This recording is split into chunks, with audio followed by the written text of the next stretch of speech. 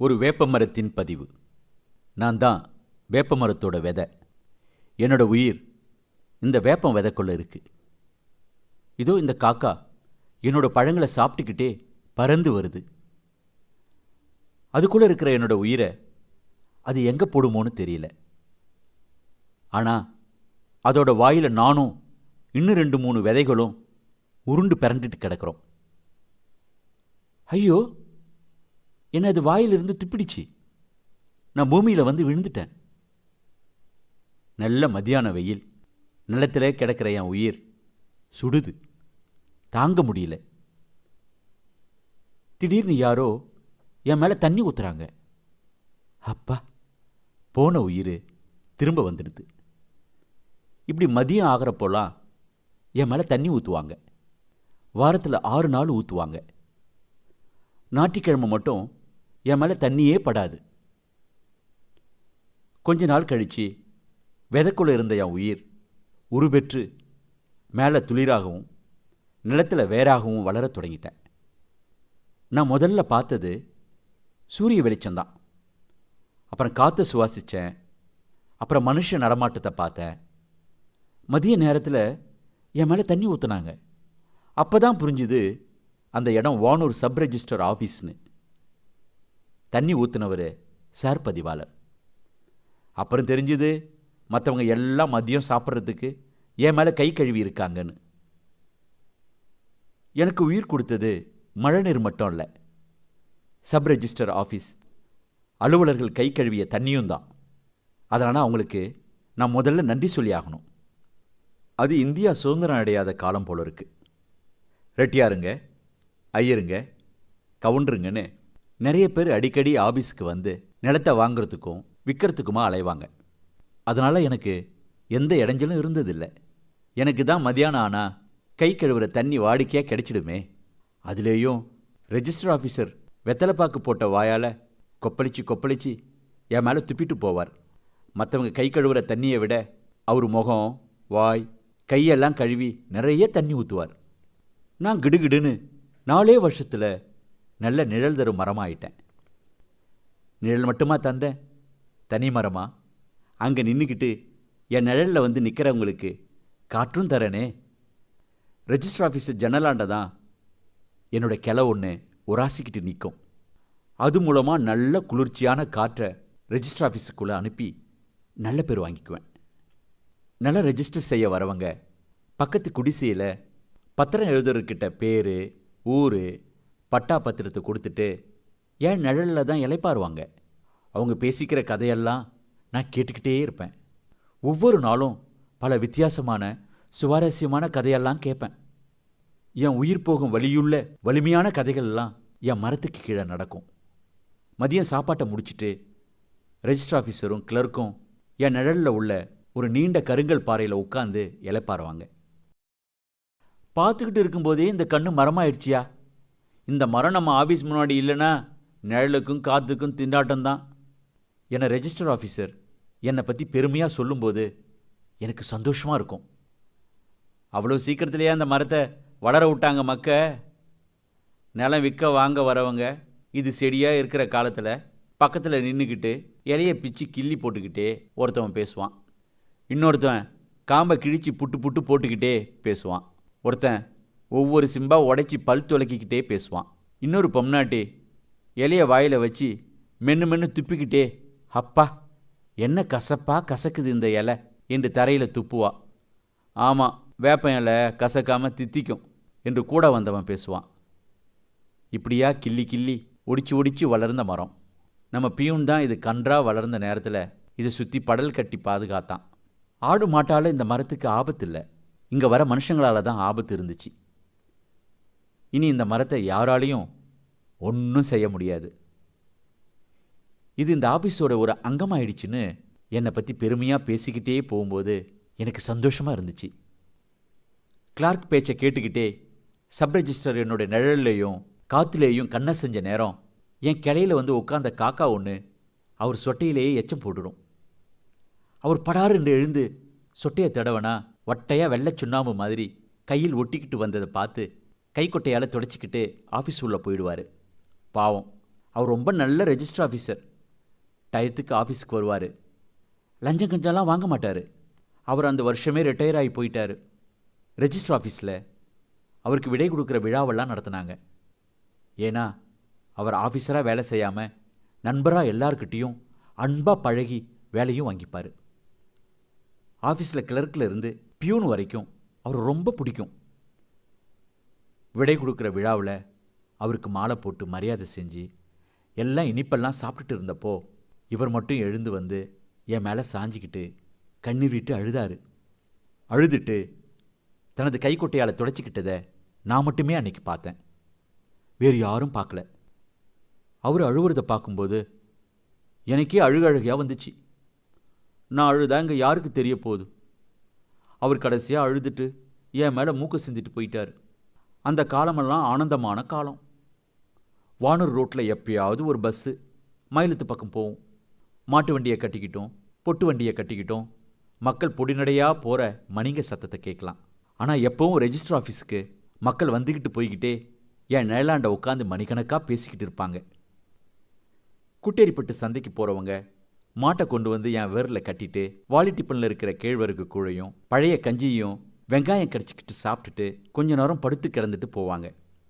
இன்றைக்கி நான் பெரிய மரமாக நவக்கிரகங்கள் மாதிரி 9 கிளை படர்ந்து ஆலமரத்துக்கு நிகராக இப்படி கம்பீரமாக நிற்கிறேன்னா அதுக்கு காரணம் சப் ரெஜிஸ்டர் ஆஃபீஸோட ஒரு அங்கமாக நான் நின்று ஆஃபீஸை என் பச்சை பசேல் இலைகளாலேயும் கிளைகளாலேயும் நிழலாலேயும் காற்றாலேயும் அலங்கரிக்கிறதுனால தான். ஆஃபீஸில் என் இலையை பல நேரங்களில் பறித்து மாயிலை தோரணம் கட்டுவாங்க. சிறுவர்கள் என் கொட்டையை பொறுக்கிட்டு போய் படி 50 பைசான்னு விற்று வேப்ப எண்ணெய் ஆடுவாங்க. அப்படி தான் ஒரு பொண்ணு என்னை வேண்டிக்கிட்டு நிலம் வாங்கி விளைச்சல் அதிகமானதால் எனக்கு மஞ்சள் துணி கட்டி பொட்டு வச்சு பூ வச்சு கற்பூரம் காட்டி கடவுளாக்கிட்டு போனான். இப்பெல்லாம் காலம் மாறிப்போச்சு. என் நிழலில் வந்து நிற்கிறவன் மக்கள்லாம் வராத நேரம் பார்த்து என் மேலே சிறுநீர் கழிச்சிட்டும் பான்பராக் துப்பிட்டும் போகிறாங்க. முன்ன மாதிரி ஆஃபீஸ்லேயும் சரி நிலம் விற்க வாங்க வரவங்களும் என்னை கண்டுக்கிறதே இல்லை. ஏன்னா சப் ரெஜிஸ்டர் ஆஃபீஸ் முன்னாடி நிறைய கடைங்க வந்துடுச்சு.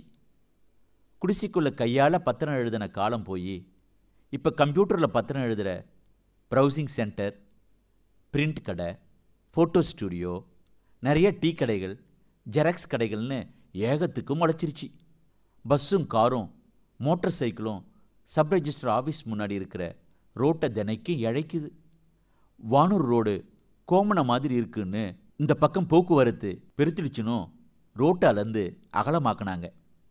எனக்கு முன்னால் காலங்காலமாக வாழ்ந்த புளிய மரங்களெல்லாம் காலியாக்கிட்டாங்க. நான் ரெஜிஸ்டர் ஆஃபீஸோட செல்ல பிள்ளையாச்சே, காம்பவுண்டுக்குள்ளே இருந்ததால் நான் தப்பிச்சிட்டேன். எனக்கு கிடைச்ச வாழ்வு பெரும் வாழ்வு தான். அந்த காக்கா மட்டும் அந்த பழத்தை சாப்பிட்டு என்னை எங்கேயோ ஒரு காட்டு மேட்டில் துப்பி இருந்துச்சுன்னா நான் என்னவாகியிருப்பேன்? காட்டில் உள்ள மரங்களில் 10ஓட 11 ஆகியிருப்பேன். இயற்கையோட இயற்கையாக கலந்திருப்பேன். நல்லது கெட்டது தெரியாமல் வளர்ந்துருப்பேன். ஏதோ வளர்ந்துக்கிட்டு வரோம். சூரியன் தினைக்கும் கிழக்க முளைச்சி மேற்கு உதிருது. நான் பூமிக்குள்ளே வேர் விட்டு நீர் உறிஞ்சி ஆக்சிஜனை பூமியில் உள்ள ஜீவராசிகளுக்கு விட்டு கார்பன் டை ஆக்சைடை சுவாசிச்சுக்கிட்டு பல பறவைகளுக்கும் விலங்குகளுக்கும் உணவிடமா உறைவிடமா கண்ணு மூஞ்சி தெரியாத சராசரி மரமா வெகுளி மரமா மறைஞ்சு வாழ்ந்திருப்பேன். ஆனால் நான் இந்த சப் ரெஜிஸ்டர் ஆஃபீஸ் முன்னாடி விழுந்து விருட்சமாக வளர்ந்து தழைச்சதால் எத்தனை விதவிதமான அனுபவம், என் வாழ்க்கையில் எத்தனை லட்சம் மக்களை இந்த இடத்துல சந்திச்சிருக்கேன். சில நேரம் இந்த மனிதர்கள் என் நிழலில் நின்று பேசிக்கிறத பார்த்து எனக்குள்ளேயே சிரிச்சுக்குவேன். சில நேரம் கோபப்படுவேன், சில நேரம் பரிதாபப்படுவேன், சில நேரம் கண்ணீர் விட்டு கூட அழுதுருக்கேன். இந்த படிப்பினைகள் நான் காட்டில் வளர்ந்துருந்தா கிடைச்சிருக்குமா? விழுப்புரம் மாவட்டத்தில் பல கிராமங்களுக்கு தாலுக்காவாக இருக்கிற வானூரில் வளர்ந்ததால் எனக்கு காலத்தின் மாற்றங்கள் தெரிய வந்துச்சு.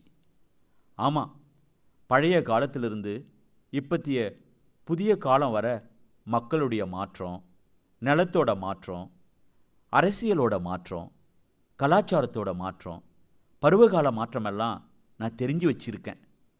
காட்டில் வளர்ந்துருந்தா எனக்குள்ளே எந்த மாற்றமும் வந்திருக்காது. ஒருவேளை வேற மாதிரியான மாற்றம் வந்திருக்குமோ என்னவோ.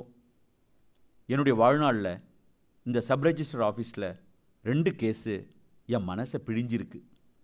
அதை நான் கண்டிப்பாக உங்ககிட்ட சொல்லியே ஆகணும். போன வருஷம் சித்திரை மாதம் அம்மாசை அன்னைக்கு 30 வயசுள்ள இளைஞன் ஒருத்தன் கையில் செல்ஃபோன் வச்சுக்கிட்டு என்னோட நிழலில் நின்று பேசிக்கிட்டு இருந்தான். அண்ணே, தம்பிக்கிட்ட கார் புக் பண்ண சொல்லியிருக்கேன், சீக்கிரம் அம்மா அப்பாவை காரில் அழைச்சிட்டு வாங்க, லேட் ஆகிட போகுது. நான் நம்ம 3 பேருக்கும் பத்திரத்தை ரெடி பண்ண சொல்லிட்டேன். காலையில் வந்தீங்கன்னா சீக்கிரம் பதிஞ்சிட்டு போயிடலாம். இன்னைக்கு மத்தியானம் எனக்கு ஒரு மீட்டிங் இருக்குது என்று செல்ஃபோனில் பேசிக்கொண்டதிலிருந்து ஒரு அப்பா அம்மா 3 பிள்ளைகளுக்கு சொத்து பிரிக்க போகிறாங்கன்னு எனக்கு தெரிஞ்சிச்சு. அவன் பேசி முடித்த 1 மணி நேரத்துக்குள்ள வயசான அப்பாவும் அம்மாவும் தட்டு மாதிரி காரை விட்டு இறங்கி நின்று சப் ரெஜிஸ்டர் ஆஃபீஸரை பார்க்குறாங்க. அவர்களின் நினைவு அப்பொழுது இதுவாகத்தான் இருந்திருக்கும். இருவரின் பெரும் உழைப்பால் சிறுக சிறுக சேமித்து வைத்த கட்டி வாயை கட்டி 3 பிள்ளைகளுக்கு சொத்து வாங்கி அடிக்கடி இந்த வானூர் ரெஜிஸ்டர் ஆஃபீஸுக்கு வந்திருப்பார்கள், மகிழ்ச்சியாக சென்றிருப்பார்கள். ஆனால் இன்று சேர்த்த சொத்தை கூறு போட்டு 3 பிள்ளைகளுக்குமாக பாகப்பிரிவினை பத்திரத்தின் பதிவுக்கு கையெழுத்து போட்டுவிட்டு சொத்துக்களிடமிருந்து விடைபெற விஜயம் செய்திருக்கிறார்கள். கடைசி பிள்ளை கைத்தாங்களாக அப்பா அம்மாவை அழைத்து வந்து எனது அடிப்பக்கத்தில் உள்ள பாறாங்கலில் அமர வைக்கிறான். அம்மா, டீ வாங்கி வரட்டா என்றான். வேண்டாம்பா என்கிறார் அம்மா. மூத்தவன் 3 பத்திரங்களை கையில் வைத்துக்கொண்டு நடுத்தம்பியுடன் வந்து சின்னவனை ரெஜிஸ்டர் ஆஃபீஸுக்குள் அழைத்துச் செல்கிறான். வயதான அப்பா தனது மனைவியிடம் என்னை பற்றி சொல்கிறார். இந்த வேப்ப மரம் இருக்குதே, 50 வருஷத்துக்கு முன்னாடி சின்ன மரமாக இருந்தது. இப்படி தான் மாட்டை ஓட்டிக்கிட்டு பொடிநடையா கூட்டேரிப்பட்டு சந்தைக்கு கிளம்பி கும்பலாக போவோம். இப்போ பார்த்தியா, மரம் எவ்வளோ பெரிய மரமாக வளர்ந்து எல்லாருக்கும் நிழலும் காத்தும் கொடுக்குது என்று தனது சட்டைப்பட்டினை கழட்டிவிட்டு என்னிடமிருந்து கொஞ்சம் குளிர்ந்த காற்றை வாங்கினார். உடனே அவரின் மனைவி, வேப்பமர காற்று உடம்புக்கு நல்லதுங்க. அப்பா, என்ன அருமையான காற்று, உஸ்ஸுன்னு அடிக்குது என்று என்னுடைய அருமை பெருமைகளை சொல்லி கொண்டிருக்கும்போது பெரியவருக்கு தெரிந்தவன் ஒருவன் வந்து, என்ன பெரியப்பா, ரெஜிஸ்டர் ஆஃபீஸ் பக்கம் அதுவும் 3 பிள்ளைங்களோட சொத்து பிரித்து கொடுக்க வந்திருக்கியா என்றான். ஆமாம்பா, பசங்க சொத்தை பிரித்து கொடுங்கன்னு அவசரப்படுறானுங்க. அதை நான் ஏன் வச்சுக்கிட்டு கிடக்கணும்? எங்கன்னா எழுதி கொடுத்தா அவன் பயிர் வழி செஞ்சு கருத்தாக பொழைச்சிக்கிட்டோம்னு முடிவு செஞ்சு இன்னைக்கு வந்துட்டோம் என்றார் மூச்சரைக்க. சொத்தை பிரித்து கொடுங்க, நான் வேணான்னு சொல்லலை. அப்பன் சொத்து பிள்ளைக்கு தானே, வேற யாருக்கு போயிட போகுது? இருந்தாலும் சொல்கிறேன் பெரியப்பா, பெரியம்மா, தம்பி சொல்கிறான்னு கோச்சிக்காதீங்க. உங்களுக்குன்னு 2 காணியும் வீட்டையும் நிறுத்திக்கிட்டு மற்றதை எழுதி கொடுங்க என்று சொன்னதும் அந்த அம்மா, போடா, நீ பார்க்க வந்த வேலையை போய் பாருடா. நாங்கள் பெத்த பிள்ளைங்க எங்களை கைவிடாதுங்க, எங்களை காலத்துக்கும் காப்பாற்றும் என்று பதில் சொன்னாள். இதை கேட்டதும் சொன்னவன் சொல்லாமலேயே போய்விட்டான். 3 பிள்ளைகளுக்கும் அனைத்து சொத்துக்களையும் அவர்களின் விருப்பப்படியே பிரித்து தனித்தனி பத்திரமாக பதிவு செய்து கையெழுத்தும் கைநாட்டும் வைத்துவிட்டு அந்த பெருசுகள் காரேறி போவதை நான் பார்த்து கொண்டுதான் இருந்தேன். 10 மாதம் கழித்து அந்த பெருசுகளிடம் எச்சரிக்கை செய்த தம்பி என் மரத்து நிழலில் வந்து சிகரெட் பிடித்தபடி நண்பரிடம், 2 சாவுக்கு போயிட்டு வந்தேன், அதான் லேட்டு, பத்திரம் உள்ள போயிடுச்சா என்றான். அதற்கு அந்த நண்பன், என்னது 2 சாவா? ஆமாண்டா மச்சான், அன்னைக்கு இந்த இடத்துலையே வச்சு அந்த 2 கிழக்கட்டைங்களுக்கும் உரைக்கிற மாதிரி சொன்னேன். 2 காணி நிலத்தையும் வீட்டையும் நிறுத்திவிட்டு மற்றதை பிள்ளைங்களுக்கு பிரித்து கொடுங்கன்னு. அதுக்கு இந்த வேப்ப மரமே சாட்சி. கேட்டுதுங்களா அந்த பெருசுங்க? சொத்தை அப்பா அம்மா கிட்ட எழுதி வாங்கிட்டு 3 பேரும் அப்பா அம்மாவுக்கு சோத்தை போடாம கார்த்திகை மாதம் மழையும் அதுவுமா வீட்டை விட்டே துரத்தி விட்டுட்டானுவோ. மனசில் ஈரம் இல்லாத பசங்க, பாவம் பெருசுங்க, கௌரவமாக வாழ்ந்ததுவோ. முந்திரி தோப்புக்கு தெளிக்க வாங்கி வச்சிருந்த பூச்சி மருந்து 2ம் பழைய கஞ்சில் ஊற்றி குடிச்சுப்புட்டு ஐனாரப்பன் கோயில் ஈச்சம் புதருக்குள்ள 5 நாளாக கிடந்திருக்குவோப்பா. யாரும் தேடலை, பார்க்கல. அவங்கக்கிட்ட சொத்தை எழுதி வாங்கின படுபாவி பசங்களும் பெத்த அப்பா அம்மாவை தேடலப்பா. பணம் நாத்தடிச்சு புழு தள்ளி கிடக்கிறத பார்த்து தூக்கி வந்து நம்ம ஊர் சுடுகாட்டில் அடக்கம் பண்ணோம். சாவை எடுக்க என்ன சண்டை, 3 பேரும் மல்லு கட்டுறானவோ. இதை கேட்ட நண்பன் தேம்பி அழுகிறான். அந்த குடியமுட்டு பெரியப்பா பெரியம்மாவுக்கா இந்த கதி, அட கடவுளே என்று அழுகிறான். தேம்பி தேம்பி அழுகிறான். அனாதியாக நான் ஊருக்குள்ளே வந்தப்போ எனக்கு 1 ஏக்கர் நிலம் எழுதி வச்சு வீடு கட்ட 50,000 பணம் கொடுத்து எனக்கு விலைக்கேற்றி வச்சவங்களே, ஐயோ கடைசியாக அவங்க முகத்தை கூட பார்க்க முடியாத பாவியாயிட்டேனே என்று அழுதான் நண்பன். டே அழாதடா, நீ இல்லடா பாவி, அவங்கள இந்த நிலைமைக்கு விட்டுட்டானுங்களே அந்த 3 பேரும் தாண்டா பாவிங்க என்று இருவரும் ஒருவருக்கு ஒருவர் மனநொந்து பேசி கண்களில் குளமாகி போன கண்ணீர் துளிகளை துடைத்து கொண்டு ரெஜிஸ்டர் ஆஃபீஸுக்குள் சென்றனர். 6 மாதமாகிவிட்டது. ஆனால் இன்றும் அந்த தன்னிலமில்லா அப்பா அம்மாவை நினைக்கும்போது எனது நிழலில் இலைப்பாரி போன அவர்கள் பிள்ளைகளின் மேல் வைத்த நம்பிக்கை சுக்குநூறாகி போய்விட்டதே என்று இன்னும் என்னுடைய அடிவேரிலிருந்து உச்சியில் ஆடும் நுனி இலை வரை குமுறுகிறது, கலங்குகிறது. அட படுபாவிகளே, இப்படியுமா கல் நெஞ்சம் படைத்து உலகத்தில் உயிர் வாழ்கிறீர்கள்? ச்சே, வெட்கக்கேடாக இருக்கிறதே. எனக்கு சொந்த பந்தம் இல்லாத பறவைகளுக்கும் விலங்குகளுக்கும் எனக்கு உபத்திரம் செய்யும் மனிதர்களுக்கும் கூட நான் நிழலும் காற்றும் பழமும் ஏன் என்னையே முழுமையாக அர்ப்பணிக்கிறேன். பாவம், பெத்த அப்பா அம்மா சேர்த்து வச்ச சொத்தை எழுதி வாங்கிட்டு கால் வைத்து கஞ்சி ஊத்தாம விரட்டிவிட்ட இவன்க எந்த கதிக்கு போவானுங்க என்று சாபமிடும் அளவிற்கு நான் தினம் தினம் நினைத்து நிம்மதி இழக்கிறேன். நிமிஷத்துக்கு நிமிஷம் மாறும் அசுர அவதாரங்களைக் கண்டு காரி துப்புகிறேன். அப்பாடா, இப்படி எனது மனக்குமுறலை அசை போட்ட பிறகு எனக்குள் ஒரு நிம்மதி ஏற்படுகிறது. மனிதர்களின் பரிணாமங்களின் வளர்ச்சியும் சீர்கேடுகளையும் பார்த்து அனுபவப்படத்தானா நான் இந்த சப் ரெஜிஸ்டர் ஆஃபீஸில் வளர்ந்து ஆளாவதற்கு ஆசைப்பட்டேன்? பிறகு எதற்கு நான் புலம்ப வேண்டும் என்று எனக்குள் ஆறுதல் வார்த்தைகளை வார்க்கும்போது ஒரு விதவையும் ஒரு வயதுக்கு வந்த மகளுடன் ரெஜிஸ்டர் ஆஃபீஸுக்குள் ஆதங்கமாக நுழைகிறாள். ஏதோ ஆஃபீஸரிடம் விசாரிக்கிறாள். ஓவென தலைவரி கோலத்தில் ரெஜிஸ்டர் ஆஃபீஸ் கேட்டின் நடுவில் உட்கார்ந்து அழுது புலம்புகிறாள். அட கடவுளே, ரோட்டோரம் வச்சிருந்த 1/2 ஏக்கர் நிலத்தை எவனோ எங்களுக்கு தெரியாம வித்துட்டு போயிட்டானே. என் பொண்ணோட கல்யாணத்தை அந்த அரக்காணி நிலத்தை வித்துத்தான் முடிக்கலாம்னு இருந்தேன் என்று கையில் மூலப்பத்திரத்தை வைத்துக்கொண்டு மண்ணில் புரண்டு கொண்டிருக்கிறாள். ஆபீஸுக்கு வருபவர்கள் அவளை வேடிக்கை மட்டுமே பார்த்து செல்கின்றனர். ஆமாம், இப்பெல்லாம் சொத்து மேலே இருக்கிற ஆசை மோகமாகி வெறியாகி மனிதர்கள் பித்து பிடித்து அலைகிறார்கள். சமீப காலமாக நான் கேள்விப்படுகிறேன். அதுக்கு பேரு நில அபகரிப்பாம்.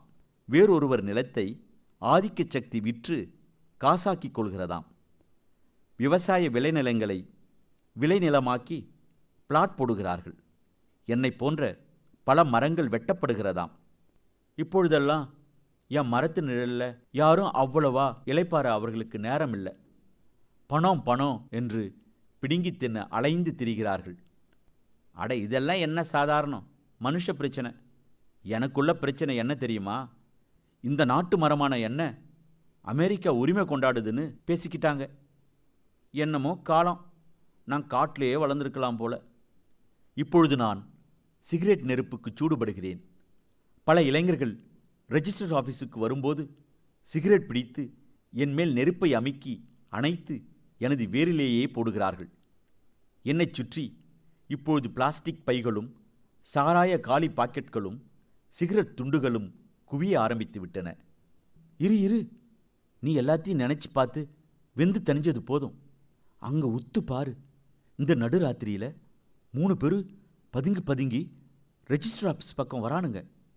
யார் இவனுங்க? சமூக விரோத கும்பல். ஐயோ, ஒருத்தவன் பெட்ரோல் கேனோட என்னுடைய கிளையில் ஏறுறானே. ஜன்னல் ஓரம் ரெஜிஸ்டர் ஆஃபீஸர் உட்காரும் இடத்துல எனது கிளையை நோக்கி மெதுவா அவன் போறானே. கீழே இருந்து ஒருத்தவன், சீக்கிரம்டா மச்சான், நல்லா வேப்ப மரத்து கிளைக்கி நுனிக்கு போ, சீக்கிரம் ஊத்து. மவனே, ஏன் பத்திரத்தையா பதிய மாற்ற? ஐயோ, அந்த சமூக விரோதி என்னுடைய கிளையில் இருந்தபடி கேணியில் இருந்த பெட்ரோலை ஜன்னலுக்குள் ஊற்றி விட்டானே. சீக்கிரம் மரத்திலிருந்து இறங்குடா மச்சான். மெதுவா குதிச்சிடுடா. டேய் மச்சான், வத்திப்பட்டி எங்க? கொளுத்தி போட்டுடு. அந்த செடி பக்கமா ஓடிவா என்று ஓடுகிறான் படுபாவி. ஐயோ, இது என்ன போதாத நேரம்! கடவுளே, போச்சு போச்சு, மோசம் போச்சு. படுபாவி வத்தி குச்சி கொளுத்தி ஜன்னலுக்குள் போட்டுவிட்டு ஓடிவிட்டான். குப்பென்று ரெஜிஸ்டர் ஆபீஸ் எரிகிறது. உள்ளே கொழுந்து விட்டு எரிகிறது. ஐயோ வலி வலி! எனது நவக்கிரக கிளைகளில் முதல் கிளை, பச்சை கிளை எரிகிறதே, கருகுகிறதே. வலியை தாங்க முடியவில்லை. 10 நிமிடங்கள் எரிகிறது. எதிர்க்கடைகளில் அவ்வழியே போன கார், பைக் எல்லாம் நின்று போக மக்கள் கூட்டம். தீயணைப்பு வண்டி வந்து நிற்கிறது. எல்லாம் முடிந்த பிறகு வந்து என்ன பயன்? கட்டிடம் இடிந்து ஒரு பகுதி வீரல் விட்டு கிடக்கிறது. நான் ஒரு கிளையை பறிகொடுத்து நிற்கிறேன். ரெஜிஸ்டர் ஆபீஸ் நிறைய ஆவணங்களை சாம்பலாக்கிவிட்டு பாழும் மண்டபமாக காட்சியளிக்கிறது. விடுகிறது. போலீஸும் ரெஜிஸ்டர் ஆபீஸ் அலுவலர்களும் அதிகாரிகளும் பொதுமக்களும் கூடி நின்று சமூக விரோதிகளை பற்றி பேசுகிறார்கள். நாளிதழில் புகைப்படத்துடன் ரெஜிஸ்டர் ஆபீஸ் சாம்பலாகி கிடக்கிறது. பக்கத்தில் நான். எனது ஒரு கிளை கருகி காட்சியளிக்கிறது. ஒரு வாரம் கழித்து புல்டோசர் வருகிறது. ரெஜிஸ்டர் ஆபீஸ் நிலத்தை அளக்கும் அதிகாரிகள் டேப்பை வைத்து அளக்கின்றனர். டேப் என்னை தாண்டி போகிறது. எனக்கு தூக்கி வாரி போட்டது. ஆமாம், புல்டோசர் என்னை வேரோடு சாய்க்க, கட்டிடத்தை தரைமட்டமாக்கி என்னையும் தரைமட்டமாக்க 10 அடி தூரத்தில் வருகிறது. புதிய ரெஜிஸ்டர் ஆபீஸுக்கு பெரிய கட்டிடம் கட்டப் போகிறார்களாம். எனக்கு சமாதி கட்டிவிட்டு. ஐயோ, எனது ஆணிவேர் பிடுங்கப்படுகிறது. நான் பல நினைவுகளை மெல்ல மெல்ல மறந்து தரையில் அனாதையாய் விழுகிறேன். எனது இலைகளும் பழங்களும் சிதறி திசைக்கொன்றாய் ஓடுகின்றன. என் மரத்தில் கூடுகட்டிய குருவிகளும் பச்சை கிளிகளும் காக்கைகளும் உலகம் அழிகிறதோ என்று பதறி பறக்கின்றன. பூமிக்கும் எனக்குமான ஆணிவேரின் உறவு அடையாளம் தெரியாத அளவுக்கு அறுபட்டு விட்டது. மீண்டும் ஒரு பழம், ஒரு விதை, ஒரு காக்கை ஏதோ நிழலாக தெரிகிறது.